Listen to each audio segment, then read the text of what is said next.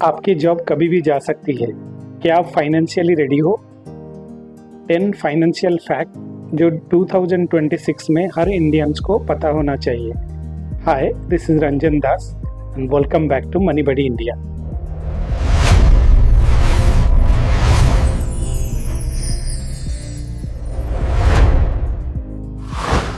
Inflation आपका सबसे बड़ा साइलेंट दुश्मन है। हर साल इन्फ्लेशन 6 to 7% बढ़ता ही रहता है, लेकिन अगर आप पैसा सेविंग अकाउंट में रखते हैं तो हर साल ये 3 to 4% जो मैक्सिमम सेविंग बैंक अकाउंट होता है वो 3 to 4% देते हैं। इमरजेंसी फंड, कम से कम आपके पास 6 मंथ का एक्सपेंसेस रहना जरूरी है। जॉब लॉस के लिए, मेडिकल इमरजेंसी के लिए, कभी भी कुछ भी हो सकता है।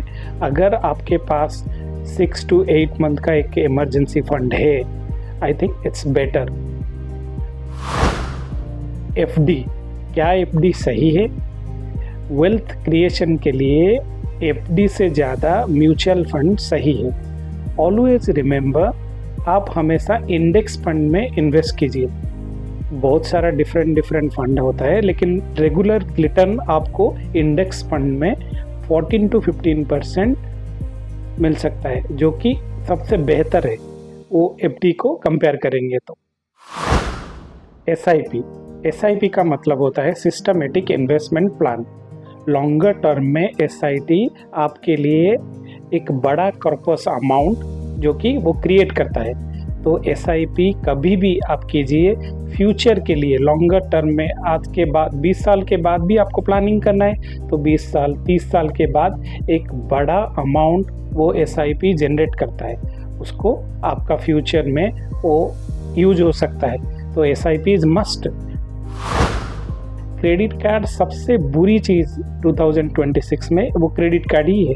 क्रेडिट कार्ड को क्या करते हैं हम लोग, जो परचेज करने के लिए कुछ हम लोगों को अर्जेंट मनी चाहिए उसके लिए भी हम लोग यूज़ करते हैं, और पेमेंट के टाइम आफ्टर 45 डेज़ के बाद हम लोग उसको जब भी पे करने जाएंगे तो हम लोग क्या करते हैं कि इनिशियल अमाउंट दे देते हैं जो प्रिंसिपल अमाउंट से हटके एक स्मॉल अमाउंट होता है। इसके ऊपर हम लोगों को 30 to 40% इंटरेस्ट लगता है अगर कैलकुलेट करेंगे तो क्रेडिट कार्ड को जितना हो सके अवॉइड करना स्टार्ट करें।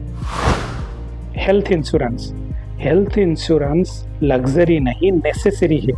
आजकल की जो मॉडर्न लाइफस्टाइल है उसमें मेडिकल एक्सपेंसेस इतना हो चुका है, अगर आपके पास कुछ हेल्थ इंश्योरेंस नहीं है तो आप लॉन्गर टर्म में बहुत ही आपके लिए मुश्किल का टाइम है, क्योंकि कभी भी आपको मेडिकल इमरजेंसी आ सकती है। कंपाउंडिंग को बोलते हैं हम लोग 8th वंडर।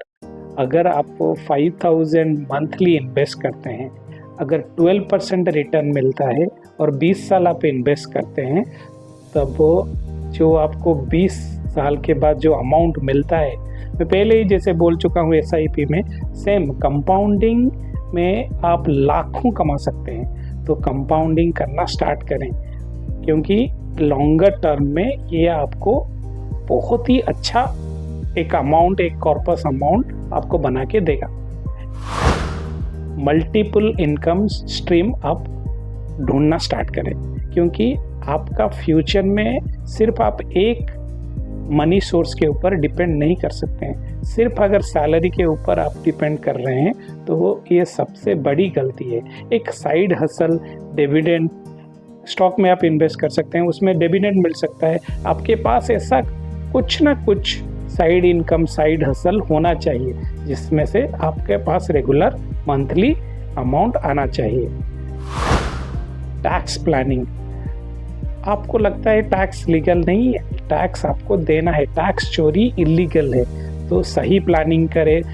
एक फाइनेंशियल ईयर में हम लोग मार्च तक वेट करते हैं, मार्च अप्रैल तक, मार्च 31 तक हम लोग प्लान नहीं करते हैं। अगर हम लोग प्लानिंग करेंगे और ठीक से इसको रेगुलेट करेंगे तो टैक्स में ये ज़रूरी है, क्योंकि टैक्स चोरी इलीगल है और हम भारतीय नागरिक हैं तो हम लोगों को टैक्स अच्छे से पे करना है।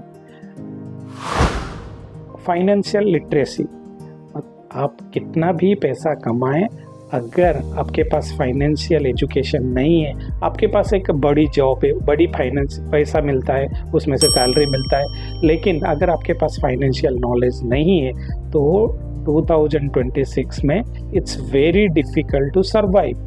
तो आपको फाइनेंशियली एजुकेटेड होना पड़ेगा। अगर आपको अच्छा लगा, please like, share and subscribe my YouTube channel.